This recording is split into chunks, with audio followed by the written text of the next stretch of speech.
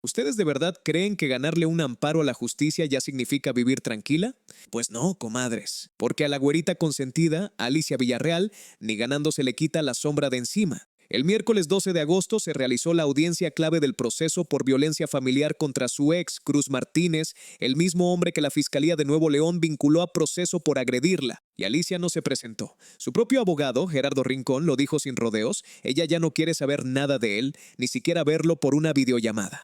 Aquí hay algo que ningún otro canal se preguntó, y yo sí me lo voy a preguntar con ustedes. Si Alicia ya tiene el amparo federal que frenó el embargo de una de sus 4 propiedades, Pincis ya ganó esa batalla en el papel. ¿Por qué sigue atrapada en los juzgados sin poder cerrar el caso ni un solo día? Porque mientras el amparo de la defensa de Cruz mantiene congelado todo el proceso penal, hay una demanda laboral de más de 11 millones de pesos cayéndole encima, 11 millones que pues según su propio abogado, ni siquiera le corresponden a ella, y eso, mis reinas, es apenas la mitad de lo que pasó en esa audiencia. Porque lo que se reveló después todavía la tiene más expuesta, y se los voy a contar completo. El miércoles 12 de agosto se conectó una audiencia virtual que se suponía iba a mover el proceso por violencia familiar contra Cruz Martínez. Juezas, secretarios, abogados, todos frente a su pantalla, cada quien en su propia cámara, en su propia luz de oficina, junto en ese formato que se volvió normal después de la pandemia y que hoy decide el destino legal de miles de personas sin que nadie tenga que verse la cara en un pasillo. Y del otro lado, donde debía estar Alicia Villarreal, no había nadie. Su abogado, Gerardo Rincón, tomó la palabra por ella y lo dijo sin adornos, casi como quien ya está cansado de explicar lo mismo. La güerita consentida ya no quiere tener nada que ver con esa persona. Ni siquiera verlo, ni por videollamada. Después de todo lo que pasó en ese matrimonio, después de la denuncia que ella misma hizo pública, hay una línea que Alicia decidió no volver a cruzar, la de compartir pantalla, aunque sea una pantalla de cristal y kilómetros de distancia, con el hombre al que señaló como su agresor. Y no fue solo eso, Rincón agregó algo que a cualquiera le encogería el estómago. La voz de Grupo Límite no anda bien de salud. El estrés, la preocupación, la decepción, dijo el abogado, no ayudan. Decepción sobre todo con las autoridades laborales, con un sistema que a ella le está cobrando facturas que nunca firmó. Una mujer que ya pasó por lo peor arriba de un escenario en Zitácuaro, ejecutando frente a miles de personas la señal de auxilio que terminó por salvarle la vida. Y año y medio después sigue teniendo que conectarse a audiencias, sigue teniendo que explicar por qué no quiere ver a su ex. Sigue cargando con el desgaste de una guerra legal que ella jamás pidió empezar. Y aquí conviene detenerse un segundo, en algo que rara vez se dice en voz alta. La güerita consentida construyó su carrera desde abajo, con la voz, con giras interminables, con décadas subida a un escenario cantando Cómo duele.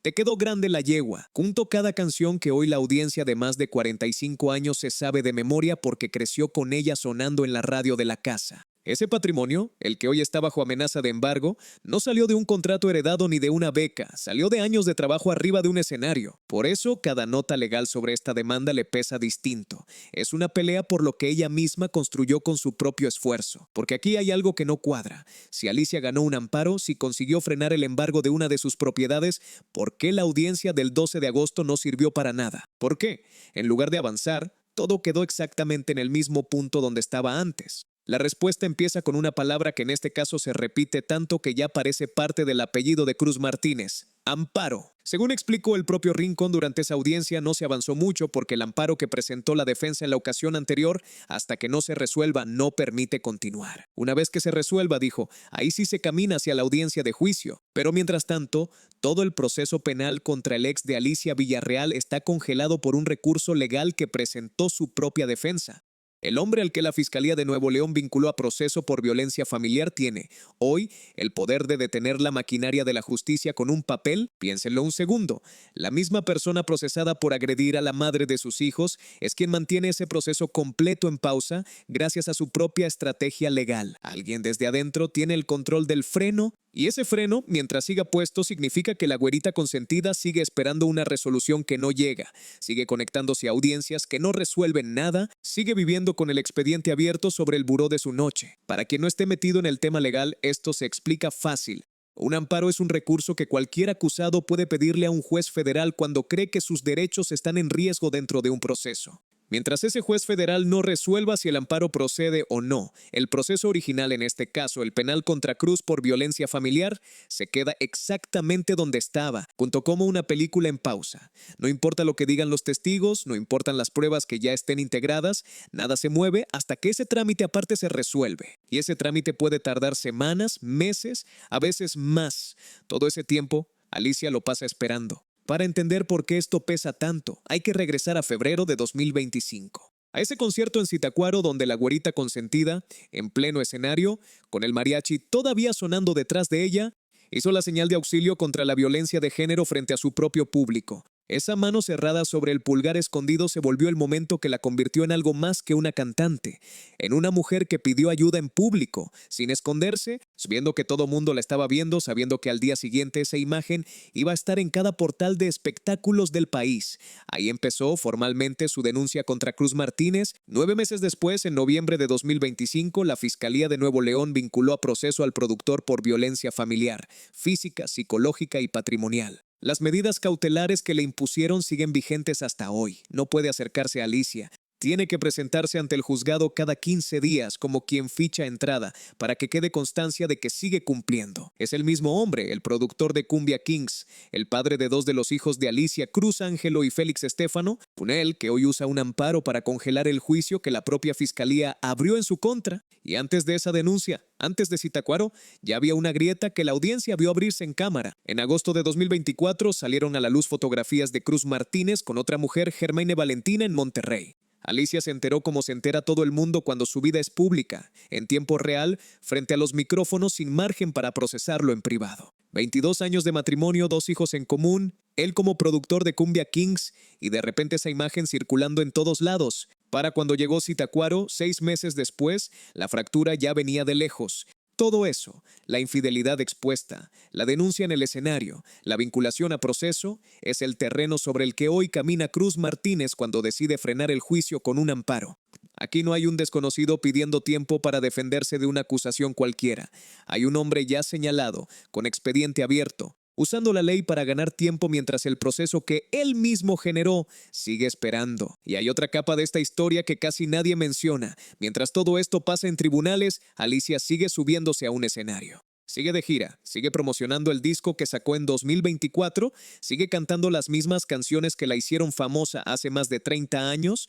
El caso legal le pesa, y aún así la música sigue siendo desde siempre la manera en la que ella se sostiene. La misma voz que hoy declara en audiencias que ni siquiera quiere presenciar es la que sigue llenando teatros los fines de semana. Esa doble vida, la de la mujer que pelea en corte entre semana y la que canta en el escenario el sábado, es parte de lo que hace que este caso le duela tanto a su público. La ven cargar las dos cosas al mismo tiempo sin que una le dé tregua a la otra. Piensen en lo que significa sostener eso al mismo tiempo. Una cosa es que el público vea audiencias, amparos y demandas resumidos en un titular, y otra muy distinta es lo que implica, en la práctica, subirse a un avión el viernes rumbo a un concierto y el lunes siguiente estar conectándose a una videollamada judicial. Alicia no solamente está peleando por una propiedad o por el derecho a no ver a su ex en una pantalla. También está sosteniendo como puede la carrera que construyó con las manos sin dejar que una cosa apague a la otra. Y aquí es donde el caso se vuelve más retorcido todavía, porque ese mismo Cruz Martínez, el que frena el proceso penal desde adentro, es también el origen de otro dolor de cabeza para Alicia. Uno que llega por un lado completamente distinto. Dinero. 11 millones de pesos para ser exactos. Resulta que hay una demanda laboral contra Alicia Villarreal por más de 11 millones de pesos. Y aquí viene lo que enfurece. Según su abogado, la persona que puso esa demanda nunca trabajó para ella. Ni un solo día. Gerardo Rincón lo dijo tal cual, era trabajador del señor Cruz, nada que ver con Alicia, ni lo conoce. La propia Alicia lo repitió con sus palabras, cansada, hastiada. No es mi trabajador, nunca fue mi trabajador, ni lo conozco. Pero el sistema no entendió el matiz o no quiso entenderlo, porque de esa demanda salió el embargo de una de las 4 propiedades de Alicia. Un embargo que para colmo ni siquiera le notificaron como marca la ley. Se enteró después como se entera de casi todo lo que le pasa a sus espaldas. La güerita consentida tuvo que salir a pelear en tribunales por una casa que nunca debió estar en riesgo, por una deuda que arrastra el nombre del hombre con el que ya no quiere saber nada. Y aquí hace falta pararse un momento, porque esta semana un canal de la competencia publicó que Alicia Villarreal pierde propiedades por demanda, como si ya le hubieran quitado la casa. Los documentos cuentan algo distinto, que Alicia perdió el juicio laboral en primera instancia, sí, y que de ahí salió la orden de embargo sobre una de sus 4 propiedades. Pero también cuentan que consiguió un amparo federal que frenó, de forma temporal, la ejecución de ese embargo mientras su defensa prepara la apelación. Es una diferencia que puede sonar técnica, pero que cambia todo el sentido de la historia. Alicia todavía está peleando con las herramientas legales que tiene para que perder esa casa no llegue a pasar.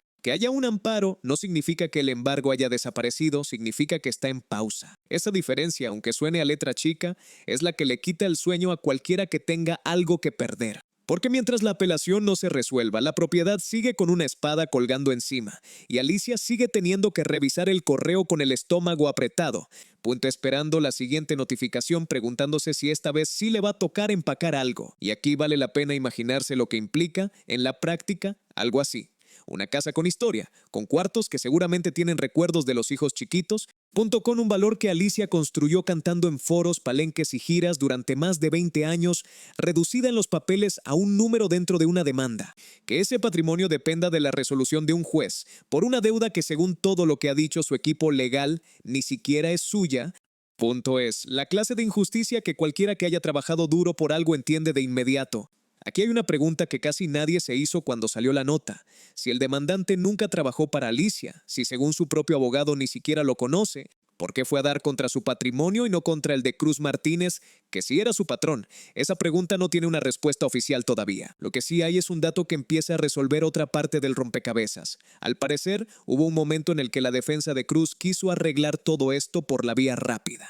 Con un acuerdo, de acuerdo con lo que contó Gerardo Rincón, la defensa de Cruz Martínez ofreció llegar a un acuerdo por la familia, por los descendientes, según sus palabras. La güerita consentida, cansada de tribunales, respondió con algo que sonaba razonable. Déjame hablar con ella. Quedó en que en la siguiente audiencia, la del 12 de agosto, conocería los términos. Se preparó para eso, mentalmente al menos, aunque terminara sin presentarse a la videollamada. Y entonces llegó el día, y no llegó nada. En esa misma audiencia, según relató su abogado, la defensa de Cruz no ofreció absolutamente nada. Traían el amparo, que seguía sin resolverse, y ningún acuerdo, ningún convenio, nada sobre la mesa. Rincón lo resumió con una frase que suena a hartazgo puro.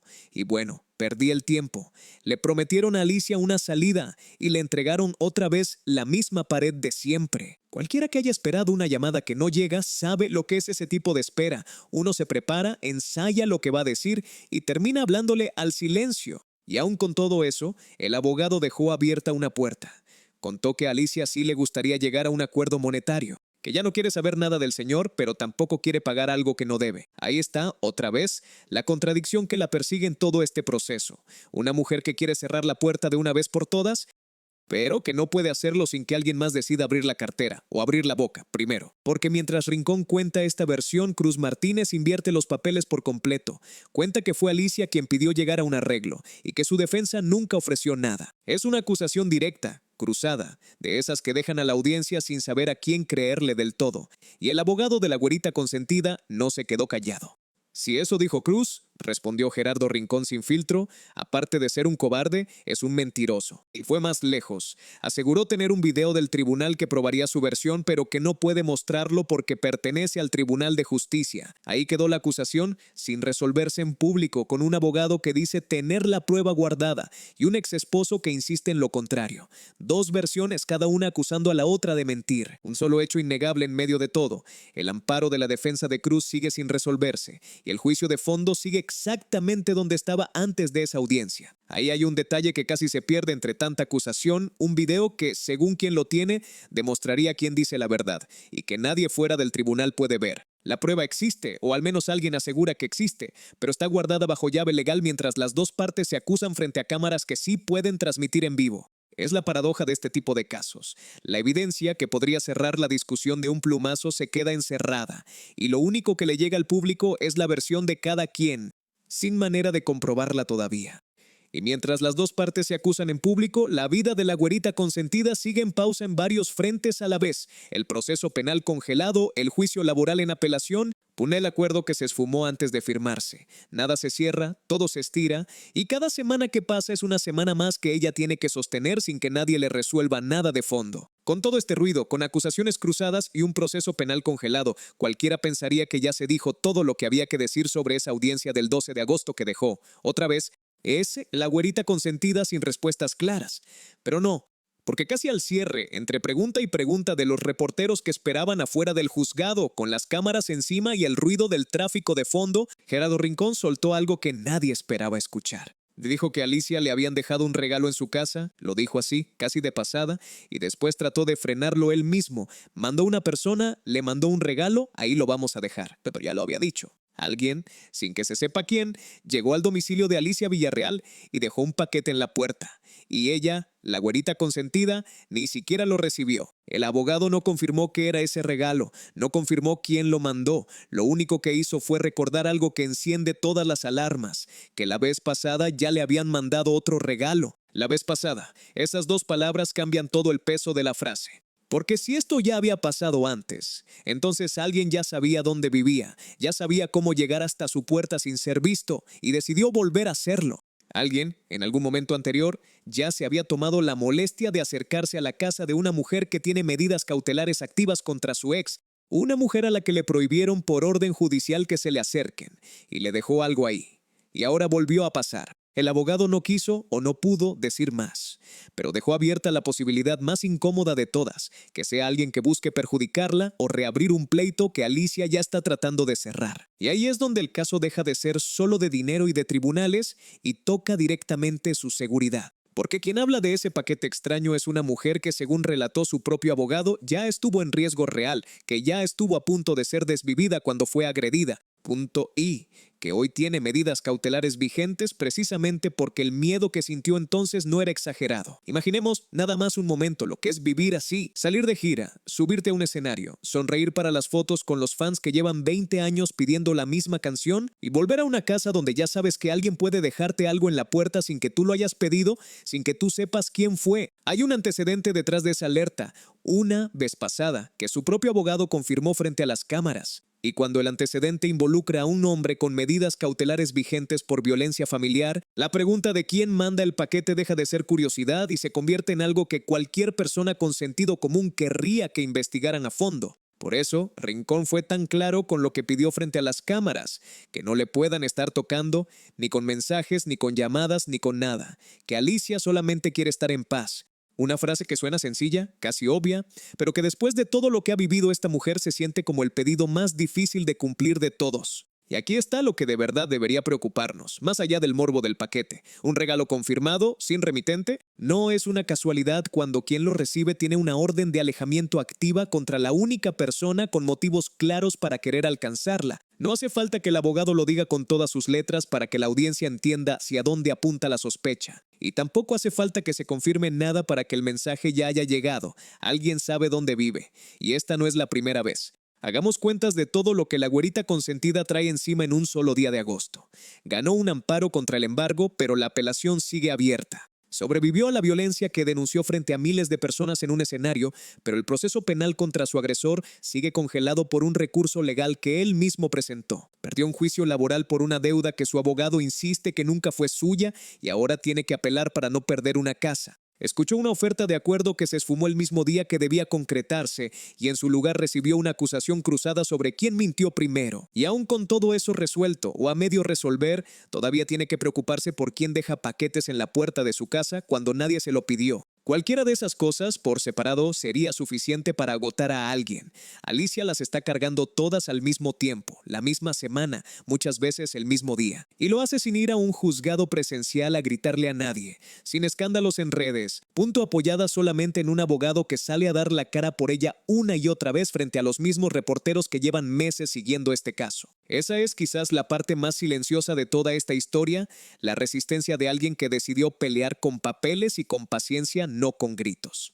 Y aquí es donde toda la historia de este miércoles 12 de agosto se cierra sin cerrarse del todo. El amparo sigue sin resolverse, el juicio laboral sigue en apelación, las versiones sobre el acuerdo siguen enfrentadas. Y ahora, encima de todo eso, hay un paquete sin remitente que su propio abogado prefirió no describir del todo frente a las cámaras. Nadie salió de esa audiencia con una respuesta clara. Lo único que salió fue una pregunta más, sumada a las que ya traía Alicia Villarreal desde hace meses. La pregunta que queda, la que ni su abogado quiso responder del todo, es la que de verdad importa. ¿Quién le sigue mandando cosas a una mujer que ya dejó clarísimo que no quiere saber nada de nadie? Y si esta historia de una mujer que gana en el papel pero sigue pagando el precio en la vida real les dejó pensando, tienen que ver lo que le acaba de pasar a Paulina Rubio, porque ella también salió victoriosa de una corte después de años peleando contra su ex por la custodia de su hijo. Pero el fallo que por fin le dio la razón vino acompañado de algo que ninguna sentencia puede arreglar. El propio hijo pidiéndole al juez quedarse del otro lado. Denle play a la tarjeta que les está apareciendo en pantalla porque ahí está la otra cara de ganarle a un ex en los tribunales.